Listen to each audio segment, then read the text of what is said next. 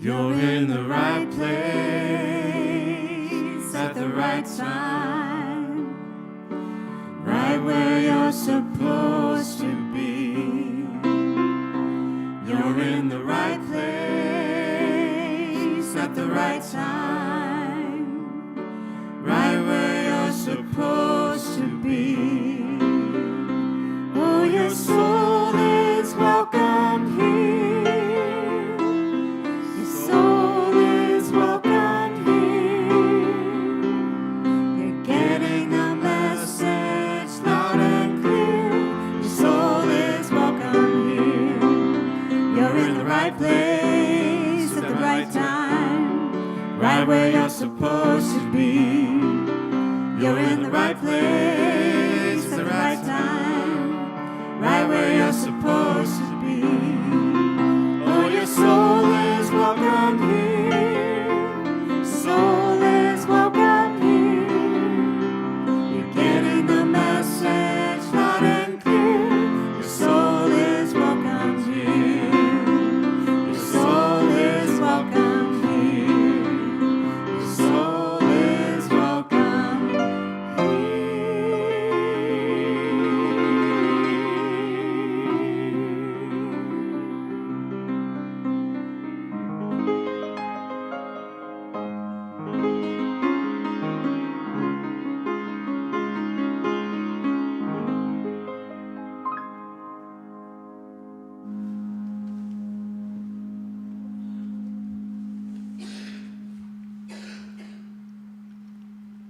Jesus Christ is here now, raising us to his consciousness of God and divine truth.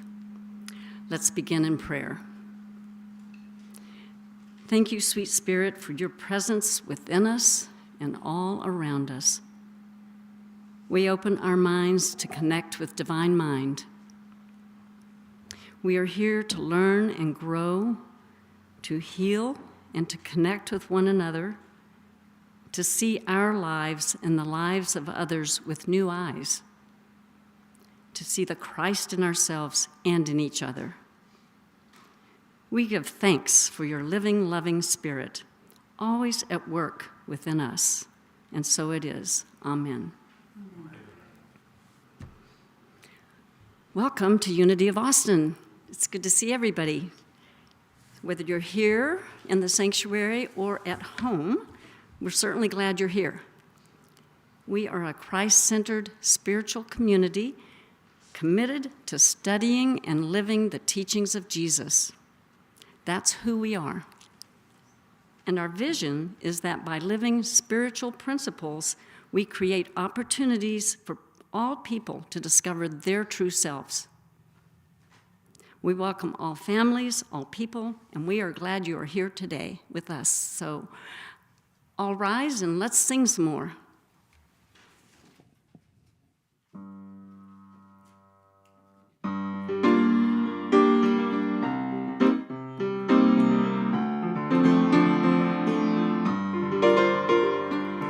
Life is in me, moving through me, beyond question, steady and strong. Power and presence is my essence, been within me all along. What is there to be afraid of? Your light is what we are made of. Life is in me, moving through me, beyond question, steady and strong. Power and presence is my essence, been within me all along. What is there to be afraid of? Your light is what we are made of. Life is in you. Life is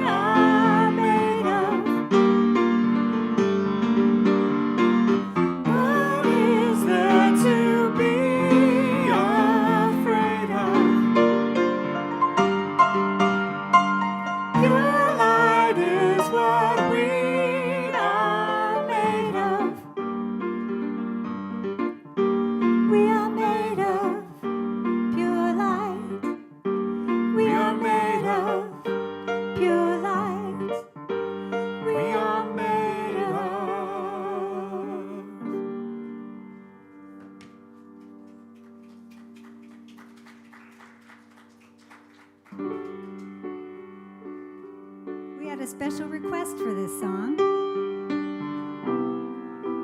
I thought it was in the hymnal, but it's not.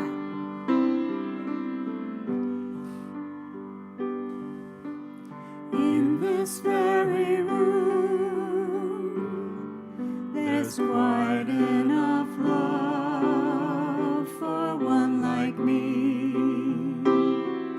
And in this very room, there's quite enough joy for one like me. And there's quite enough hope and quite enough power to chase away any gloom. For Spirit, sweet Spirit,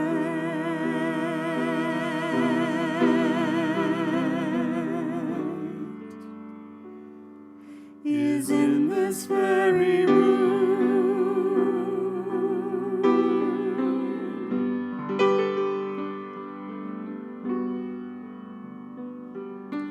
In this very room, there's quite enough love for all of us.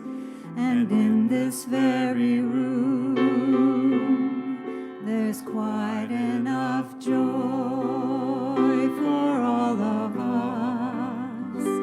And there's quite enough hope and quite enough power to share wherever we go. For Spirit, sweet Spirit,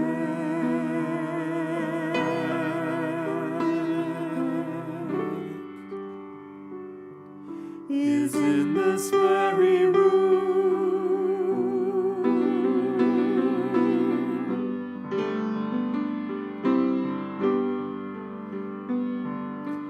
In this very room, there's quite enough love for all the world. And in this very room, there's quite enough joy for all the world. And there's quite enough hope and quite enough power to reach to all of the earth. For Spirit, sweet Spirit,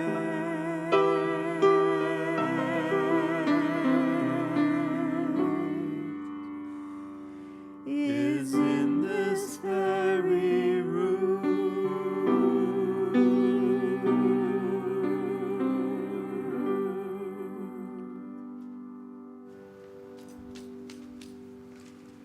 Please join me in our blessing of all faiths. Our God is love, our race is human, and our religion is oneness. Thank you. You may be seated.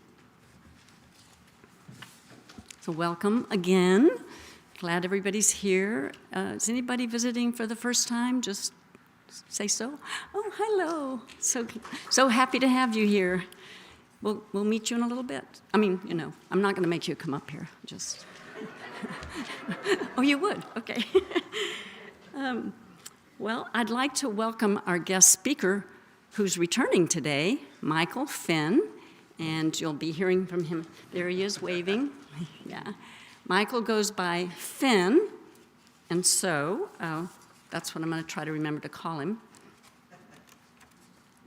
as soon as I can turn the page. And Finn comes to us from Unity of Wimberley, where he is a member of the board. He's also a prayer chaplain, and he does guest speaking there, just like here. So we're so grateful you're here today.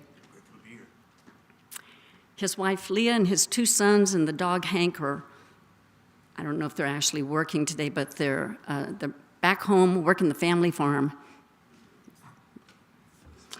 So let's give Finn a big Unity welcome. Yay!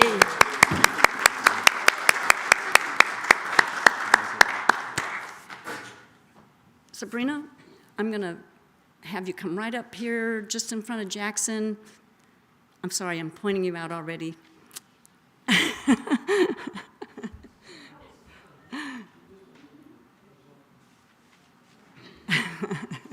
I could see her waiting and wondering.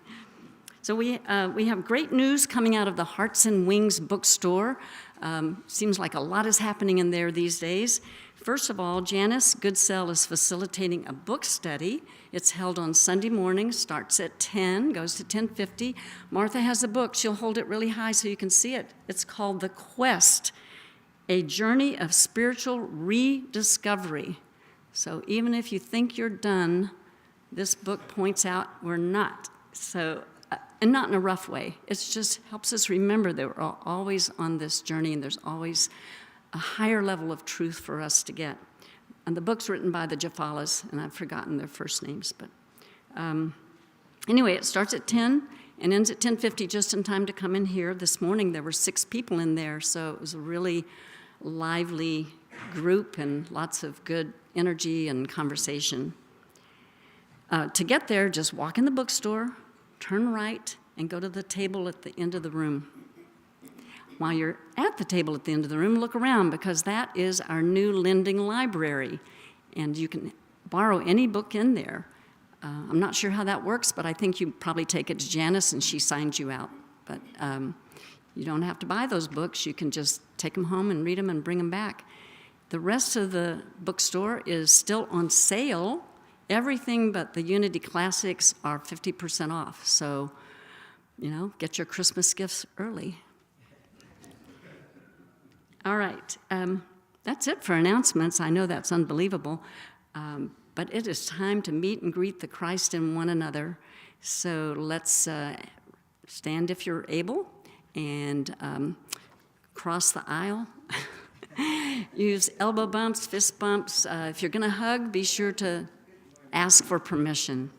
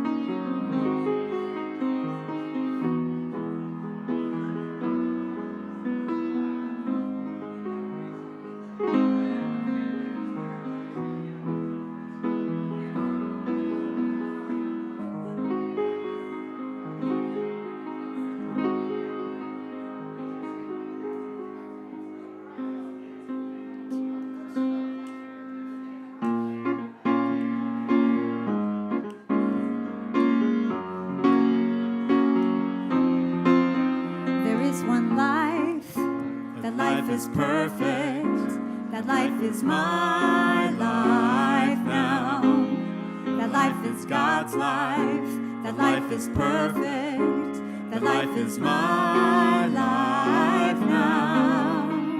Spirit in me knows the answer now.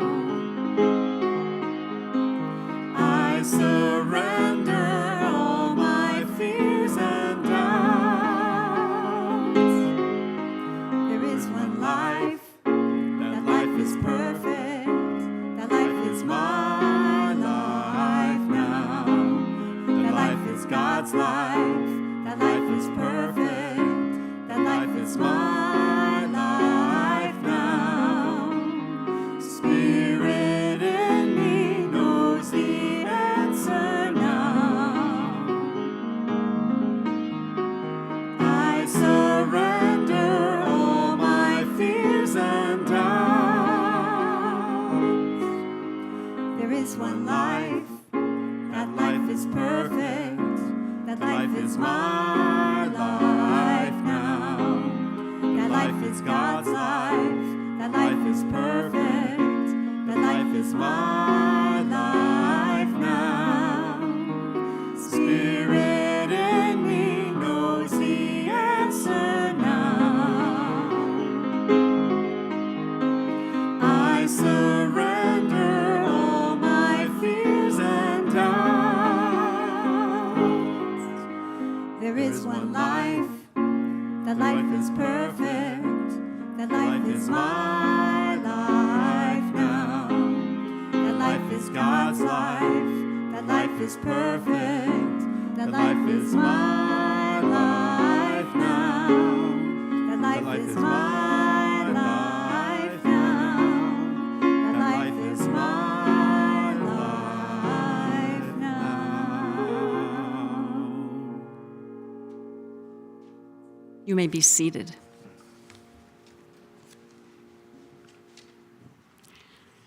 The daily word. Our word for today is simplicity. And the affirmation is, I pause to appreciate life's simplest blessings. Today, I give thanks for the simplest blessings, the small things that bring a smile to my lips and a warm feeling to my heart. A hug from a friend, a cuddle from a grandchild, or stroking the soft fur of a beloved pet fills my awareness with love. The sudden lift I get seeing a favorite person's handwriting in the mail, or the thrill of spotting a rainbow after a cleansing rain, spark lasting happiness in my heart. These things and more remind me that true contentment is found in life's smallest moments. I'm breaking things. I'm going to read that sentence again. These things and more remind me that true contentment is found in life's smallest moments, the everyday treasures that comprise daily life and draw me close to God. I focus on these simple blessings and grow in gratitude for my life's many gifts.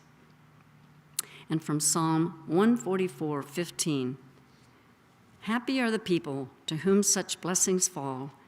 Happy are the people whose God is the Lord. Let us prepare for meditation.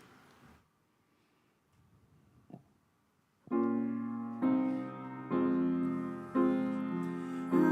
am letting go of the things that no longer serve me.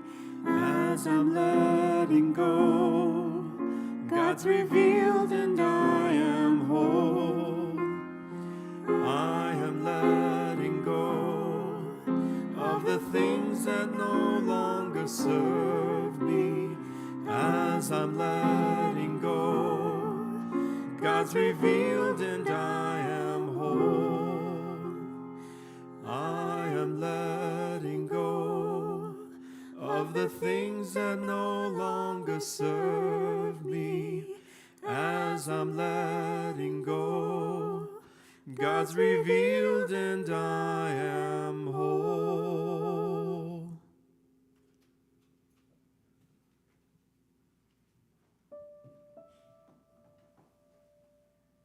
morning. It's great to be with you all again. Let's close our eyes if you'd like to. I'll leave the choice up to you, but get centered and let's start with something simple. Just take a small breath in and out. It can be as deep and as slow as you'd like. Whatever feels like your natural process.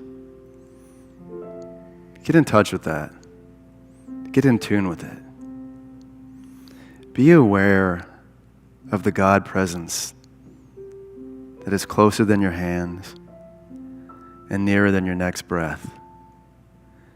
Beloved, it is in you 24/7, every nanosecond of every day, of all existence. That breath is God. That breath is life. So drink it up. Fill yourself with the divine, with that God presence, and let go of anything that does not serve you. Taking a step forward, realize that your breath is something you feel, but it's not something you can see. Just like the divinity and the creation around us, we have faith that our next breath will come. So breathe in once more into your being and release all constriction, all limitation that form provides. Yes, form is structure. Form is necessary, but is not the totality of our being and our essence. Let go of these parameters and see yourself wherever you want to be. Envision yourself flying over the mountains, taking in a warm bath of sun as the sun sets on another glorious day. Allow the radiance and joy of this existence to permeate through every cell, the billions of cells that exist in your body. Let it come out. Let all that encounter you witness this light that we're all present and capable of. We are unique beings of God. Take another slow breath. And just be present and at peace with this amorphous, never-ending, infinite good spirit that is us, that is our neighbor, that is all. Now with that awareness, with this new consciousness, let us go into the silence and let it resonate and sit deeply like a seed planted in the most fertile earth.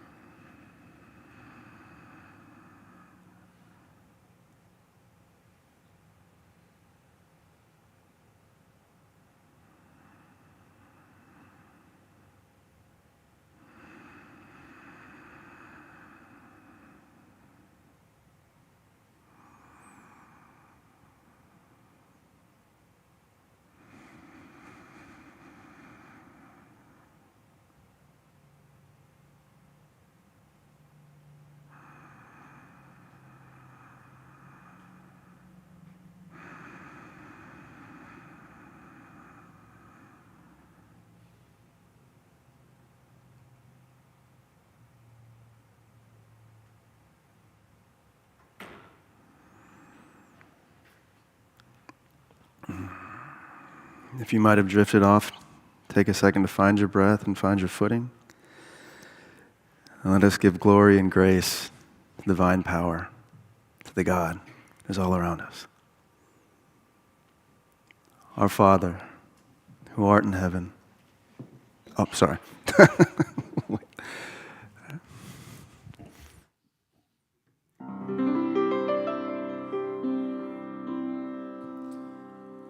Our Father, who art in heaven, hallowed be thy name. Thy kingdom come, thy will be done on earth as it is in heaven.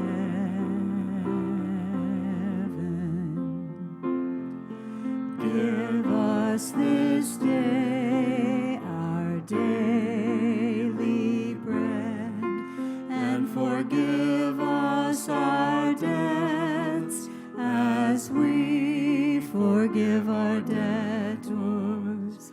And leave us not in temptation, but deliver us from evil. For thine is the kingdom, and the power, and the glory,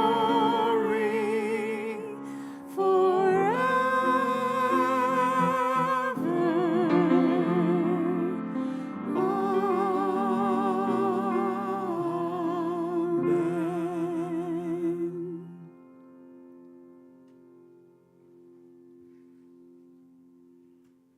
So I tried to pick my songs based on the titles of the talk. And so this is what I came up with this week.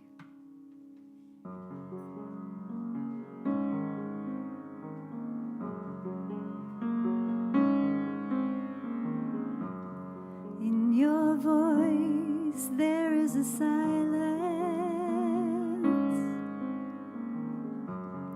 It speaks louder than the lies.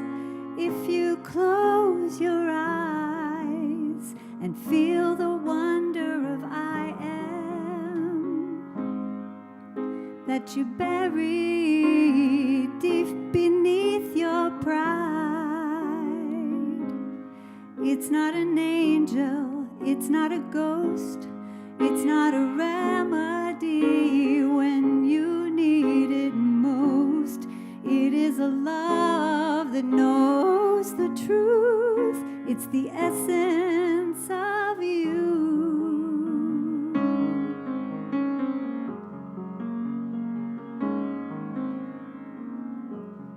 Do you know that you are the knower? And change is only a thought away. But what do you believe? It's all just hocus pocus. A simple trick that you pull out of your sleeve. 'Cause it's not an angel, it's not a ghost, it's not a remedy when you need it most. It is a freedom that you can choose. It's the essence of you. It is eternal, it is divine, living proof of God's design. No need to find a hidden clue. It's the essence of you.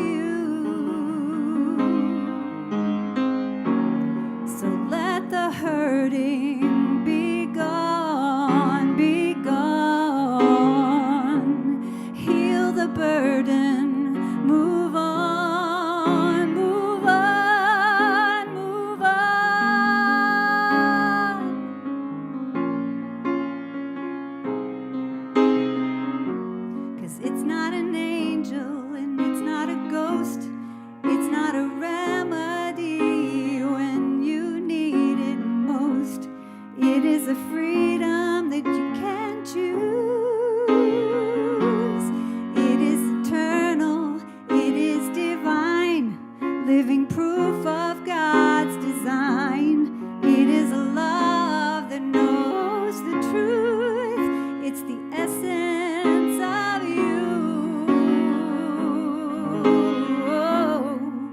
It's the essence of you.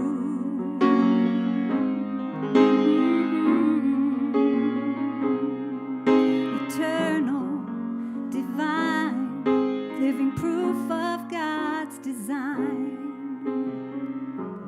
No need to find a hidden clue.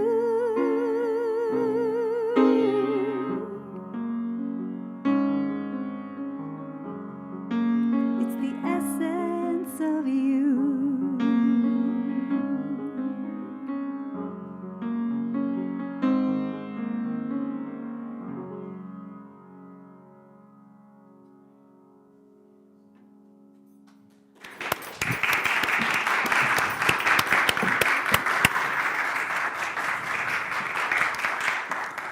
Thank you, Trevor and Laney. That was beautiful. So beautiful. Luckily, my book's light, so I don't think I'm going to do any more damage to this. I was on my way here this morning, and I lost track of time because I was playing with chickens. I got stuck playing with these chickens that we got. We got 13. One's a rooster. You know, when you buy them as chicks, they don't, they try to sex them, but you always end up really get stuck with one guy, apparently. That's what I've learned in my brief chicken farming history. And we were there this morning. We've gotten this routine of going out and having coffee with the chickens. We let them out in their pen and their run, and it's a beautiful way to start the day. And when my wife suggested we get chickens, a 3 months ago, I didn't see that. I didn't see what a blessing these chickens would be. I just saw all the work that I'd most likely be involved. I was like, man, I don't want to get something else I got to take care of. We got 2 little boys that are 3 and 7. And, I'm sure a lot of you have had children or have children. And, yeah, it's it's a time suck. So I was like, no, I don't want to get chickens. I don't want to do that because it's going to be work. But since we've got them, it's been this amazing transformation in our family. Our oldest son, he's had some troubles. We pulled him from public school recently. I won't get into the details, but he's been struggling. He's been struggling with anxiety, with learning. Just in this day and age, so much comes at us so quickly. And so taking a step back and actually getting back in touch with earth, with regeneration, and with these little animals have been the most amazing thing. He'll pick them up, and he'll take him to the mulberry tree and let him peck mulberries off of the bush. And just to see his energy shift when he sees these chickens, he's got a responsibility now. He's got a job. He goes out there and lets them out, and it's just been the most wonderful transformation. And I didn't see that. I just saw the limitation and the strife and the lack that getting these chickens would bring. I didn't see the benefit or the beauty. And that's what I want to talk about today. I want to talk about projection and perception.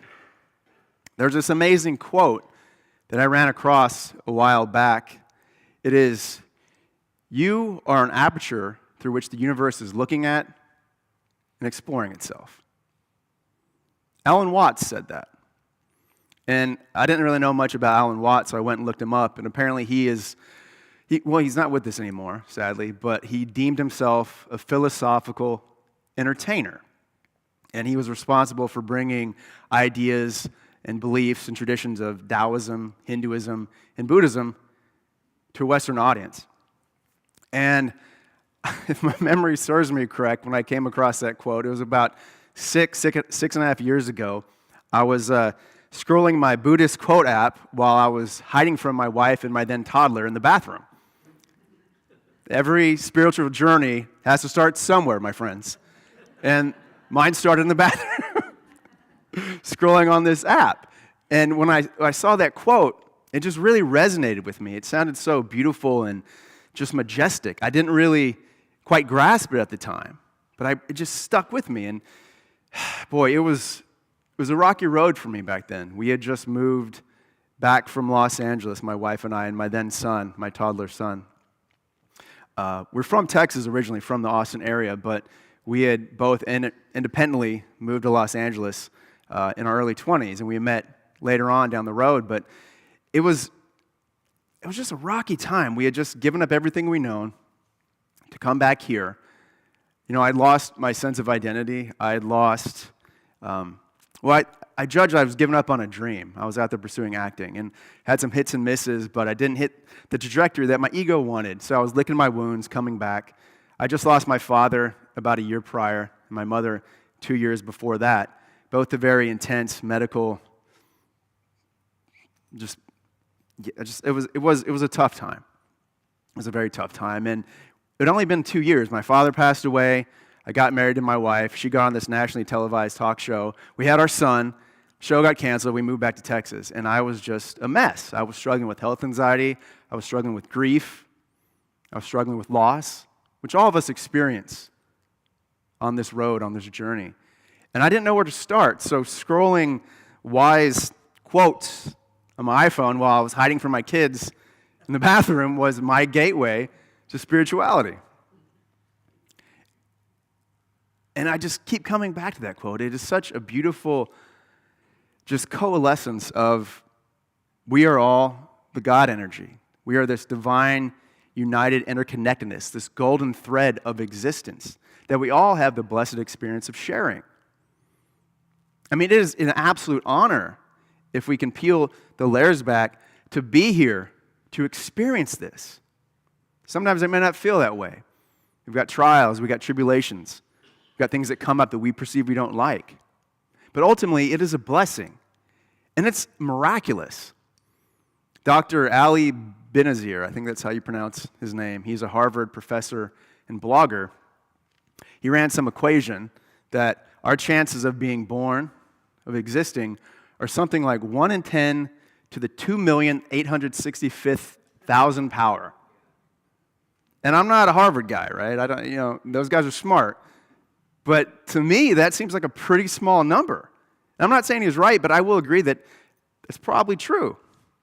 And so, if we are blessed to be here, if we have defied the odds of whatever universal mathematical equation is for us to be here in this body, to inhabit this spirit, this vessel, what are we looking at?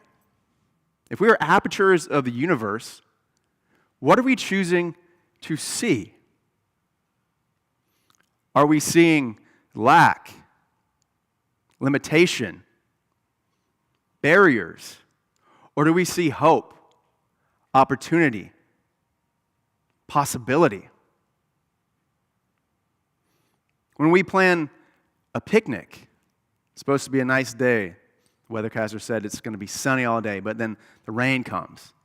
Do we get irritated our picnic's ruined, or do we take in the regenerative, amazing qualities of rain? Especially here in Texas right now, we need it. If we go to the store, they don't have the brand we want. Do we get upset? Or do we take a moment in between breaths to realize how blessed we are to have the ability to have a preference? When we wake up in the morning, do we look in the mirror and scrutinize ourselves and be like, man, wish I was taller. Wish I wasn't so tall. Wish my hair wasn't so curly. Wish I had more hair. Or do we plant our feet on the ground every day and choose to be grateful for this vessel, this conduit of energy, this body that we've been given, no matter what? Because I'll say something, and I know I probably sound like a daily or inspirational quote calendar, but it's true that there is really nothing we should be upset about or that we can't handle. This regenerative energy lies within us. It is our God-given right. It's our God-given gift. We are all one. We are one with God. And God is in us. We are with God. But no, we don't, right? We'll gripe. We'll get upset. Someone will do something and we won't like it. And all of a sudden, these energy, these urges, these passions just come up from seemingly nowhere, out of the ether. It's like, "Rrr." We get all upset and we lose our sense of self. We lose our sense of centeredness. We lose our place with God. And that's the core of what I hope we can realize, what we can all cumulatively together today realize, that these are choices. These are choices we make most likely because we are not seeing. We are letting our past traumas, our past wounds, our past hurts, we store them away, and we block them down, and we hold on to them. In Buddhism, they call them samskaras. And it just means something happened to you when you're younger or in the past, and you didn't like it.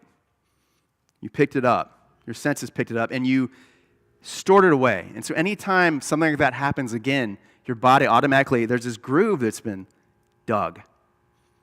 And you keep going down that path, and every time you go down that path, it widens.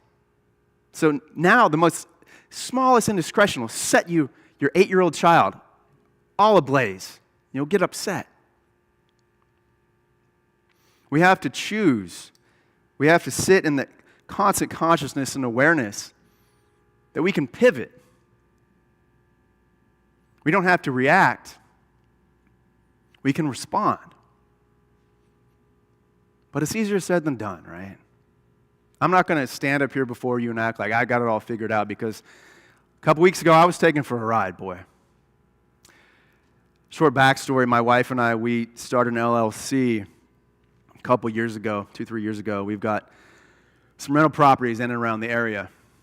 And when we closed, it's my first time on the rodeo. Didn't know. We got our first property. And when we closed, there was the seller on the HUD had a warranty company attached to it for free. They paid for the first year. And I was like, well, trying to be a prudent businessman, I was like, well, that sounds like a good idea. Maybe I should have all my appliances insured, so if something goes wrong, they'll come fix it. First year was fine. Second year, we had a couple calls we had to make. But this past year, especially one property in particular, stuff just kept going wrong. And I realized the more and more I relied on this company, I realized they weren't in line with my integrity of how I wanted to run my business. There was no communication. I like FaceTime. I like being connected. I like being in front of people. And if something would go wrong, they'd send me to a call center somewhere I judge is like 3,000-4,000 miles away. And I just felt prostrate. I felt limited, like I couldn't do what I wanted to do. And it really came to a head a few weeks ago when I was left in a lurch. Well, not me, but my tenants. And they were without a washer. And I was sitting there letting it fester. I went to a place I like to call Wallow City. And to get there, you got to swallow everything. You got to swallow it down and sit there and let it fester inside of you. And I was doing that. I was like, I don't want to work with these people. And then I made the choice. I was like, you know what? I got free will. We have all got free will. If you want to say you're in integrity, make the call. So I called, finally got on the phone with someone I could talk to. And I'll spare you the details, but it became very clear that I judged I was getting taken advantage of. I wasn't going to get my prorated money back for the year. And I got livid. Those energies just came up, and I got so upset. And my tone shifted. I felt my body get aggressive with the person I was on the phone with. But luckily, before it escalated too quickly or too far, I saw what was really going on. I was on the phone with another human being, a being like me, someone that is working this job that is most likely probably unsavory, because his whole job is to have people call and gripe at him all day and to get mad. 8-9 hours a day. I don't know his schedule. And I was like, I had some empathy. I had some compassion for him. I said, listen, I'm sorry if I had an aggressive tone. You're not the guy that built the company, and I don't want to effectively kill the messenger. So I'm sorry if I started off hot. Thank you for doing your job. I appreciate you. And he took a pause, and he said, you know what? Thank you for that. I can tell you're a good human being. Because if I were you, I probably wouldn't be as nice as you've been. I hope you have a blessed day. And I sat there, we hung up the phone, and I started really looking at it. I started trying to be the aperture, right? Trying to have, a lot of times our lenses are dusty. We got to clean them off and look. See what's really going on, what's really transpiring in front of us. And it wasn't the guy that I was mad at. And ultimately, it really wasn't the company. My 8-year-old wounded little boy felt like he had failed. I heard my dad was a very successful businessman. He was a wonderful human. But we all have these things, right? We all have these things that stick with us. And one of my biggest crutches, my biggest thorns is, I got a daddy issue. He's no longer with us, but I just heard this voice in my head, like, you're not doing a good enough job. You didn't pay enough attention. And it wasn't the guy. It was these energies that I hadn't made peace with yet. And I sat there and I started bawling. I hung up the phone on what was a relatively simple transaction, and I started bawling. I started crying. And I'm glad that the emotions came out that way. Because if they came out in aggression and anger, I'm not honoring that God presence that I want. That's how relationships ultimately get ended. That's how people get hurt. And ultimately on a macro level, that's how wars are started. So I sat there, tears running down my face, and I was brought back to the Easter story, which was just a few weeks ago. And I started thinking about Jesus. I was like, you know what? You're being like Jesus. That's a good thing. You're being like Jesus. And then, of course, the mind starts chattering, likes to cross-examine the witness. It's never satiated. It's like, well, you know what they did to Jesus for being good, right? They killed him. Maybe you should have been tougher. You should have held your position stronger. I was like, no. The truth of it, we see the whole thing. Jesus didn't die. He was a paragon of good. And ultimately, I always forget about the ascension part, the resurrection part of the story. Standing in integrity for a greater good, in your integrity that's not marred by past indiscretions. And we might die a million little deaths every day. There might be punches we need to pull. But ultimately, our eternal body, that body that is constantly capable of regeneration, it never dies. It just expands and it ascends. And I'm not saying what I did was some amazing feat of action. I just took the time to sit there and really see what was going on inside of myself. And I realized it's always better to do good, because good can start with you. And this little nugget of good, this little granule of good, if you plant it, if you nurture it, it can radiate outside of you to your family, to your community, and then the sky's the limit. And it reminded me of this poem that my mother had on her bulletin board when I was growing up. I walked by it a lot, and I didn't fully, truly get it, but I do now. It is Mother Teresa's Anyway poem. Maybe some of you are familiar with it, but it goes like this. People are often unreasonable, illogical, and self-centered. Forgive them anyway. If you are kind, people may accuse you of selfish motives, ulterior motives. Be kind anyway. If you are successful, you will win some false friends and some true enemies. Succeed anyway. If you're honest and frank, people may cheat you. Be honest and frank anyway. What you spend years building, someone could destroy overnight. Build anyway. If you find serenity and happiness, they may be jealous. Do good anyway. Give the world the best you have, and it may never be enough. Give the world the best you've got anyway. You see, in the final analysis, it's between you and your God. It was never between you and them anyway. But we always make it about us and them, don't we? I don't know about you, but I let people live in my mind rent-free so much of my existence. And then I try to be a clairvoyant and live in other people's minds. That doesn't do any good. It just keeps you from seeing what's right in front of you. It actually promotes probably inaction. So do the good. Be the good. And if it's like the Tupac song, Still You See No Changes, I don't know about y'all, but growing up in Marble Falls, Texas, I love me some gangster rap. I mean, it's the furthest thing from my life, but I was intrigued by it. It's a great song. It's sampled Bruce Hornsby in the Range. What is that song? What is it? Bruce Hornsby in the Range. Anyway, it's a great song. The Way It Is. Sorry, that's what it is. If you don't see any changes, be the change. Be the change. We forget. You know, it's the greatest fallacy in our lives because we forget that we are co-creators. Right? We're co-creators with the universe, with God. We give it up. It's the silliest thing because I was taught, I was raised, and a lot of people most likely have the same journey. God was out there. God's not in here. God's some man on the cloud, always a masculine energy, some white-bearded dude on a cloud. He's judging me. I give my power away. We give our power away. No, we can be the change. We co-create with the universe. If we're the apertures through which the universe is looking at and exploring through, the universe is saying, hey, we put you here for a reason. Remember, you're 1 in 10 trillion gazillion to the 10th power, whatever it is, like, you're here for a reason.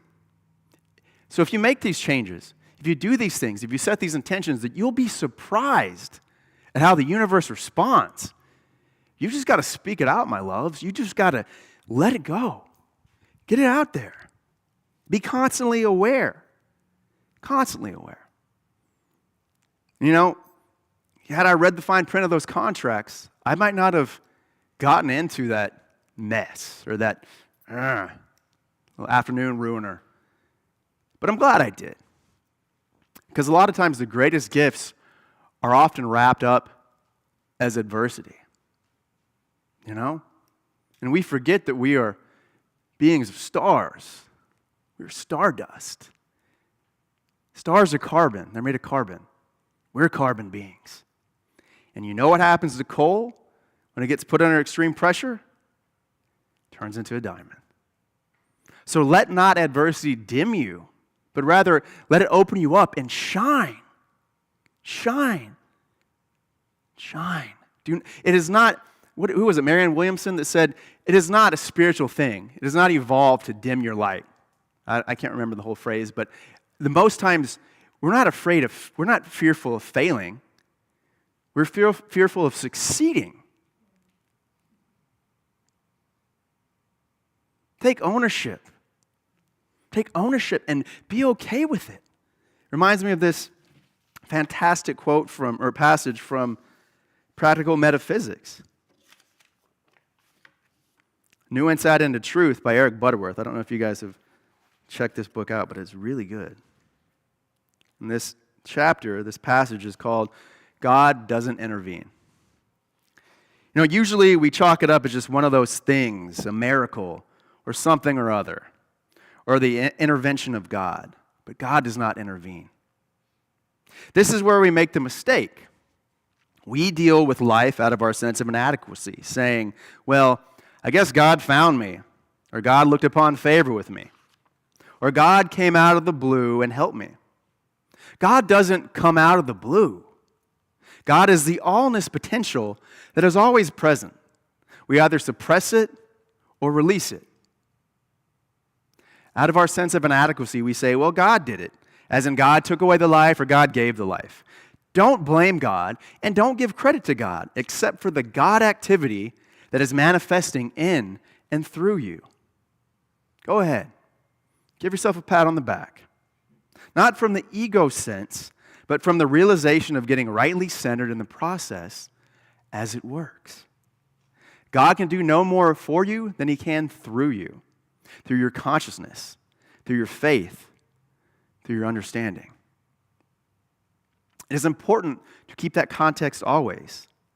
The key to this experience is the ever-present potentiality, the mystic act of faith that releases the process and a power and a uniqueness and an I image that is always present.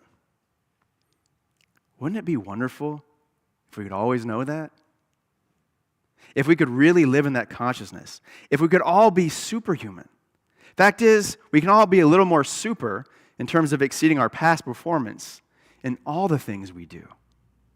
American author Elbert Hubbard used to say, man's not what he thinks he is, but what he thinks He is. And nothing could be more true. Nothing could be more true. How we think affects everything. It affects how we perceive things. It affects our beliefs. It affects how we interact with ourselves, the universe around us, our friends, our family, strangers. If we think the world's out to get us, if we're small, we can't do anything, it will be. If we think we'll be sick, we will be. If we think we can't do something, we won't.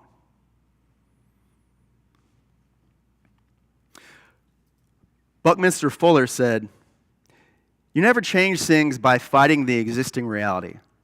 To change something, build a new model that makes the old model obsolete." And that's what we're all doing, my friends. That's what we're all trying to do with this new thought. We're trying to open ourselves and awake to the possibility that didn't exist before us.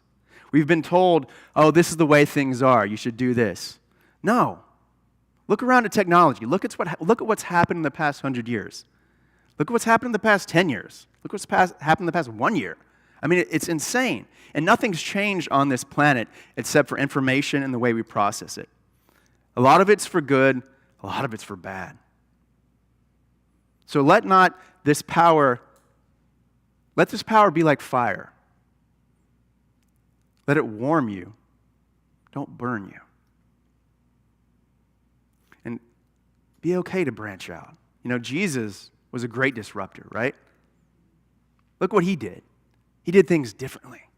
And they said, no, we don't like it that way. But he made such an impact. We're still talking about the prophecies and him millennia later. And we all have that Christ power. We all have that Christ consciousness if we tap into it. So don't let them tell you how to do things. Be the change. Who are they? Anybody that is disseminating information that's saying, you can't do it. You should do it this way. Or trying to replace the word tribe with side. Tribe with side. We've gotten away from this tribalism, this tight-knit nexus of family and community. We're being divided. Don't let it stop you. Be aware of that. And by doing that is by seeing people for what they really are. The totality of God and you, and you, and you, and you. We all have that God potential in us. Focus on the energy rather than the form. You know, I remember every night I go to bed and it feels like my prayers are apologies for my actions for the previous day. And I'll wake up, put my feet on the ground, and like, today's going to be a new day. Going to be better. But then the kids start jumping on me. I don't get my coffee, and I'm behind the 8 ball. I'm rushing to and from. And we get stuck in that spin cycle again and again and again. And I went to HEB last week, and I was just in it, man. I was in a rush. I don't even know what I was there for, but it felt like the 768th time I was at the grocery store for that week, and I was like, man. So I'm rushing to get my stuff, go to the checkout counter, and I see the guy that's going to bag my groceries. And I feel like a horrible human saying this, but HEB is a great institution. They hire people that we might judge have disabilities and give them a chance at an honest wage, and it's wonderful to see. But the guy that was going to bag my groceries, he only had use of one arm. And here I am all flustered in this rush. So I run up next to him and start bagging, and I'm really not trying to help, I'm trying to railroad him. Get out of there quicker. And this young man starts talking to me. He's like, hey, I like your outfit. I'm like, oh, thank you. Flattery will get you everywhere, right? And he's like, I like your outfit. He's like, where are you from, sir? So I start talking to him. I'm like, well, I'm from Texas, but I moved back from California a while ago. He's like, I'm from California. So we start talking. This guy, he's probably half my age. He's like 19 or 20 years old. He starts talking to me about music, cinema, film. We've got all the same taste. He's quoting Tarantino, all this stuff that he's way too young for. But I was like, wow. I forgot what I was doing. I forgot the rush I was in. And I had this amazing human interaction. And I left feeling so much better. I forgot what I needed to do or where I needed to go. And that's not being irresponsible. That's just being human. Again, receiving this beautiful exchange that we're capable of. Reminds me of, you guys probably know this one. I don't think many of you knew Tupac, but Alabama, The country band Alabama. I'm in a hurry to get things done. Oh, I rush and rush until life's no fun. All I ever gotta do is live and die, but I'm in a hurry and don't know why. A lot of wisdom in country music. A lot of wisdom. And you know what? It's metaphysical too. If you play a country music song backwards, get your dog back, get your truck back, you get your lover back, get your life back. It's good to laugh. It's good to laugh. But let's remember that moving forward. Let's just remember what a blessing it is. You know? We are all fingers of the same God hand. We're all droplets from the same ocean. That's why no two people are alike. No two people's journeys are the same. Let's honor that, because how boring would it be if everything was the same? It'd be so boring. I mean, there are so many different flavors of life. There are so many different flavors of God. Baskin Robbins ain't got nothing on God. And here we are, moping around, looking at ourselves, looking at lack and limitation. No. Our senses are a gift. So let's make the choice to go out and really embrace them and live life. I mean, my God, have you smelled mountain laurel? Have you been outside when it started raining and just let the rain cascade on your face and drench your clothes and not care about it? Have you been fully present when making love? I mean, we live in a human Disneyland every single second of every day if we choose to. And so if we can step back and witness that, you will be amazed at the beauty of your life, the symphony of your life. Make your life a work of art. Every breath, every step, it can be this beautiful symphony of highs and lows. And I guarantee you, if you can step back and witness this with detachment and an open mind, you'll be amazed at the beauty that you can sow and reap. Because, my loves, we are not beings in a universe. We are a universe in a being. Thank you so much. It's been an honor to be here and share this divine communion and exchange of energy.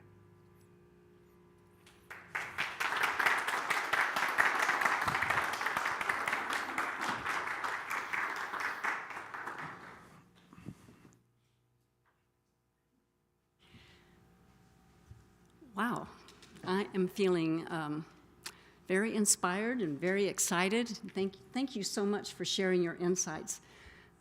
You had me at the chicken story, though, so. And I also will say that I have visited Wallow City many times, and it's just no place to take up residence. So. Population 0. Yeah, population 0, he says. All right. All right, it's time now for our celebration of abundance. And as the ushers come forward, we give thanks, knowing that God is our source, back of everything, always providing, always abundant. It's truly a blessing to be part of this community, to be able to sit together in this beautiful sanctuary or attend online, either way, so that we can receive spiritual nourishment. We also experience connection, and we build healthy relationships here, and we participate in a world of abundance. So if this feels like your spiritual community and you would like to see it expand and grow, we invite you now into this time of giving.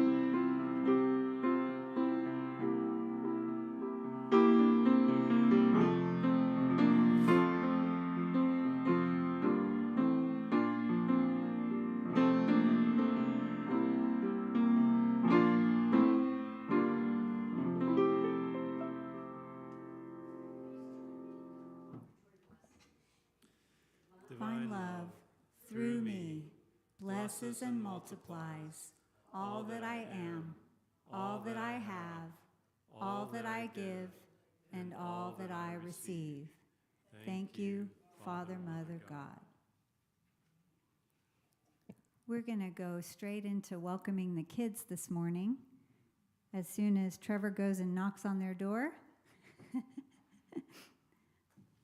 we're going to sing the Face of God, to sing them in.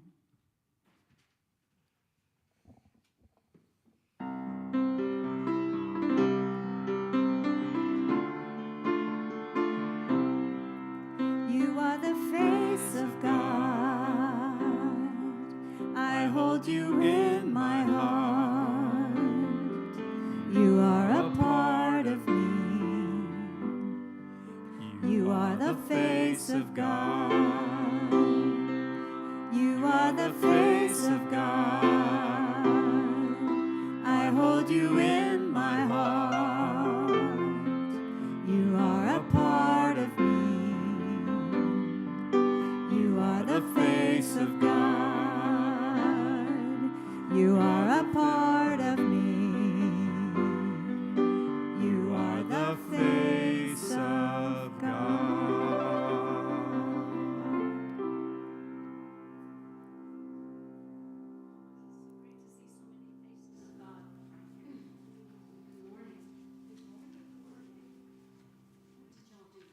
We read a story about sea turtles and how a girl saw a sea turtle hatch. Life cycle. You wrote a whole story?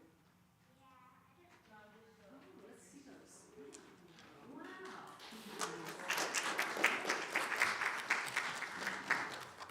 Thank you for sharing that. Anybody want to share this picture? Name your picture a little bit. I made a butterfly I didn't finish that yet. Same, but three eggs on the leaves, and the eggs hatch into caterpillars, and then the chrysalis, and then it hatches into a butterfly. So great. Guys, you want to share yours? I made a water cycle and a bird cycle. Oh, nice. I made a frog life cycle using the eggs and tadpoles, the second stage of the tadpoles and the frogs. Life, isn't it wonderful? Yeah. Thank you for sharing all that. It's just fantastic. So let's bless our children. Children, We love you. We bless you. We appreciate you. To bring all across in you. Okay, and now let's our adults. Now You. We bless you. We appreciate you. And the Christ in you. thank you. And Margo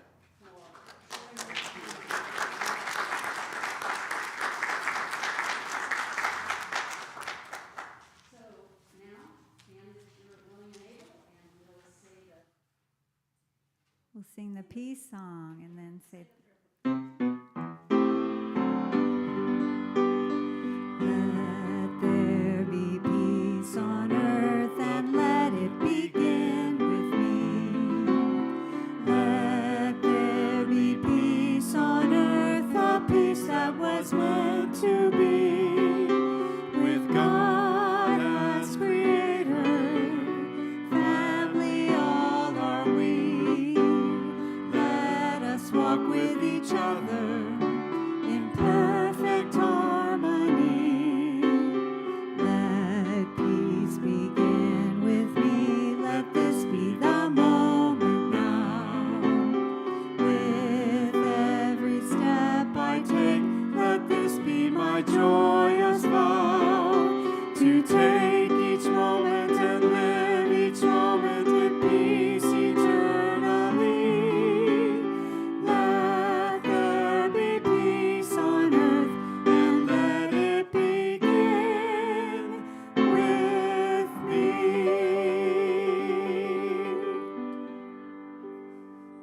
The light of God surrounds us.